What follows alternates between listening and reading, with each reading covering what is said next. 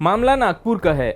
सोमवार रात को महाराष्ट्र भाजपा के प्रमुख चंद्रशेखर बावनकुले के बेटे संकेत और उसके मित्र नागपुर स्थित लाहौरी लग्जरी बार और रेस्टोरेंट से शराब पीकर नशे में धुत होकर निकलते हैं।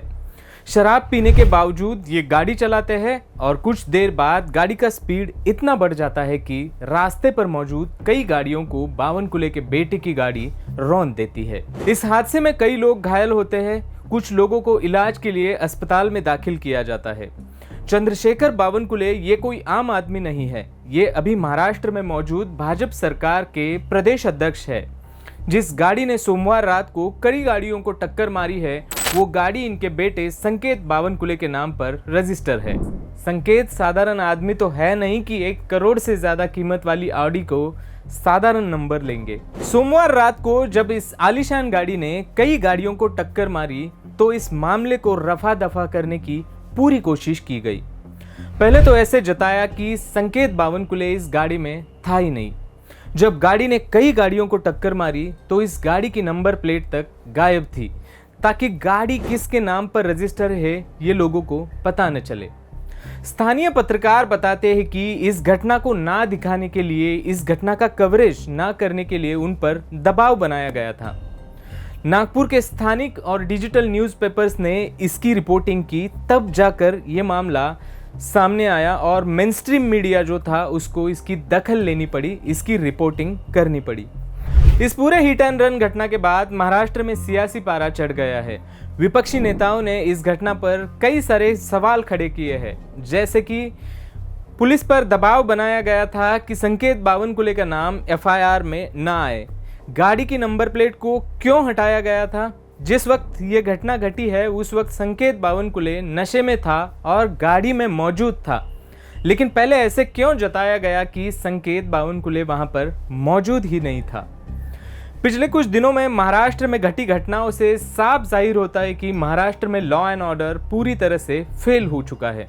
गृह मंत्री के तौर पर देवेंद्र फडणवीस नाकाम होते हुए नजर आ रहे हैं। नागपुर के लाहौरी बार में शराब पीकर रोनित, अर्जुन और संकेत, चंद्रशेखर बावनकुले, इनके लड़के संकेत बावनकुले और एक शख्स है, लेकिन उसका नाम अभी तक नहीं बाहर आ पा रहा है।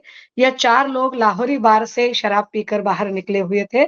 बाहर निकलने के बाद वह कोराडी के लिए चल पड़े थे उनके निवास स्थान की ओर, लेकिन बीच में मानकापुर में उन्होंने एक गाड़ी को डैश दी थी और उसके उपरांत गाड़ी के जो लोग थे, जिस गाड़ी को उन्होंने टक्कर दी थी, उस गाड़ी में बैठे लोग और बाहरी कुछ आम शहरी, इन लोगों ने मिलकर इन सभी को पीटा, मारा।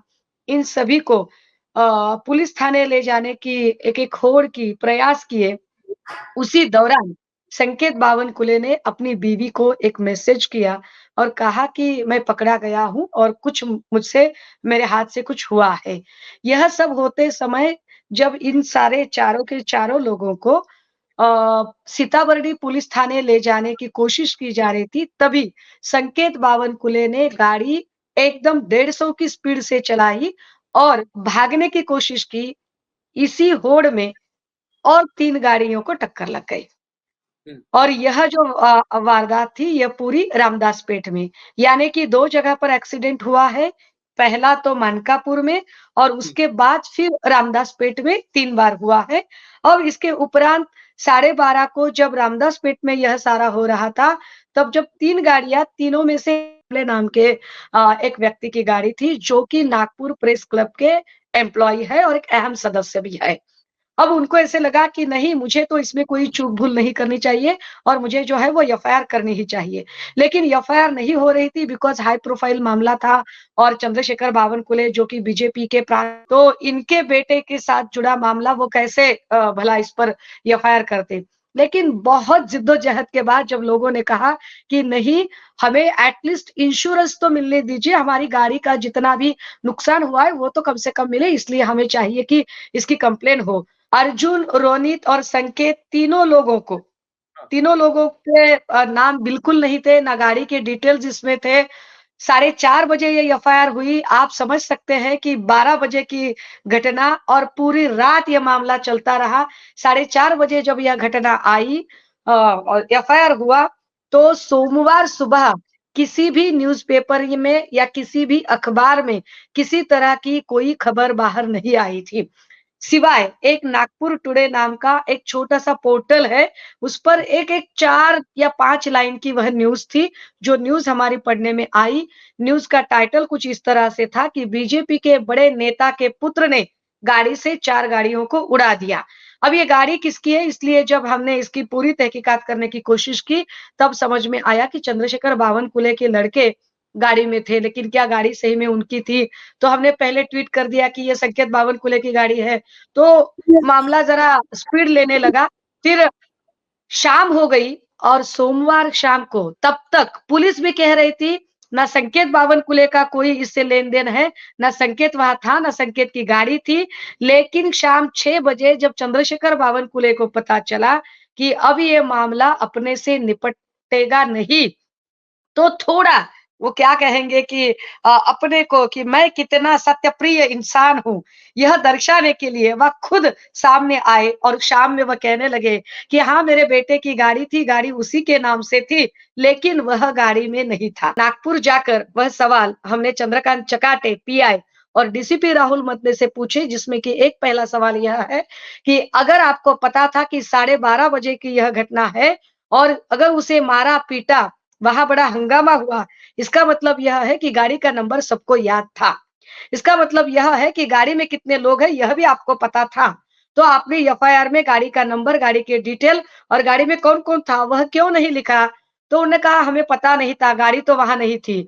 अब यह सोचने लायक बात है कि क्या गाड़ी हवा में उड़ गई? क्या ये हवा से उतर कर लोग आए? ऐसा क्यों किया गया? फिर हमारा दूसरा सवाल था कि भई गाड़ी अगर एक्सीडेंट हुआ है, तो कभी भी अगर ऐसे एक्सीडेंट के मामले में अक्सर स्पॉट पंचनामा होता है। तो स्पॉट पंचनामे के बाद जो गाड़ियाँ हैं, वह यकायक गैरेज नहीं भेजी जाती है, वह गाड़ियाँ पुलिस थाना आरटीओ की तरफ जमा कर देता है। लेकिन इस गाड़ी को आरटीओ भेजा गया और इस गाड़ी के नंबर प्लेट बदलने की कोशिश की। एक तरफ तो चंद्रशेखर बावनकुले बोल रहे हैं कि इसकी निष्पक्ष जांच हो, पर कैसे निष्पक्ष जांच हो भला कि जबकि एफआईआर में नाम नहीं है और गाड़ी की नंबर प्लेट बदलने की कोशिश की है। फिर तीसरी गलती हुई है यहाँ पर कि मेडिकल करना बड़ा लाज़मी था, पर मेडिकल हुआ ही नहीं। जब हमने हंगामा किया तो मेडिकल तो किया, लेकिन किसका किया? तो 2 लोगों का मेडिकल किया, एक अर्जुन हावरे और जो दूसरा रोनित। अब कहा गया कि नहीं, अर्जुन हावरे गाड़ी चला रहा था और संकेत का हमें मेडिकल करने की कोई ज़रूरत नहीं, क्योंकि गाड़ी तो वो नहीं चला रहा था और उसने शराब भी नहीं पी थी। मज़े की बात है, अगर उसने शराब नहीं पी थी तो क्या बार में वह दूध पीने गए थे? क्या बात है असल में? दूसरा ये कि अगर आपको लगता है कि गाड़ी जिसने जो चला रहा था वही और उसी का मेडिकल होना चाहिए, तो जो दूसरा सदस्य है रोनित नाम का, उसका मेडिकल क्यों किया? और अगर 2 लोगों का आप मेडिकल कर रहे हो, तो तीसरे का मेडिकल आपने क्यों नहीं किया? पिछले 10 सालों में से साढ़े 7 साल से देवेंद्र फडणवीस साहब यहाँ के गृह मंत्री हैं और उनके गृह मंत्री रहते यहाँ पर लॉ एंड ऑर्डर है कि नहीं, ऐसा सवाल खड़ा हो, इतने हालात बिगड़ गए हैं। हम आपको यह बड़ी विनम्रता से बता दें कि पोर्शे कार का मुद्दा जब हमने उठाया था, तो विशाल अग्रवाल जो कार चला रहा था और कार विशाल अग्रवाल के नाम पर नहीं थी, उसके पिता के नाम पर थी और उसके पिता को भी हिरासत में लिया गया, उसकी माँ को भी हिरासत में लिया गया। यहाँ पर तो कार संकेत के नाम पर है, संकेत खुद गाड़ी के अंदर है, लेकिन फिर भी संकेत का नाम एफआईआर में लेने तक को पुलिस काँप रही है। यही बात बदलापुर में थी कि बदलापुर में मैं खुद 7 घंटे तक वहाँ पर हम धूप में बैठे थे और शांति से बैठे थे और इतनी ही हम विनम्रता से उन्हें विनती कर रहे थे कि एक महिला पत्रकार जो वहाँ सवाल पूछ रही थी और उस महिला पत्रकार से बड़ी अभद्रता से बात वहाँ के वामन म्हात्रे नाम के एक स्थानीय नेता है जो कर रहे थे। तो हमने कहा कि वामन म्हात्रे पर एक तो एट्रोसिटी का एफआईआर हो और दूसरा उस पर 354 का एफआईआर हो।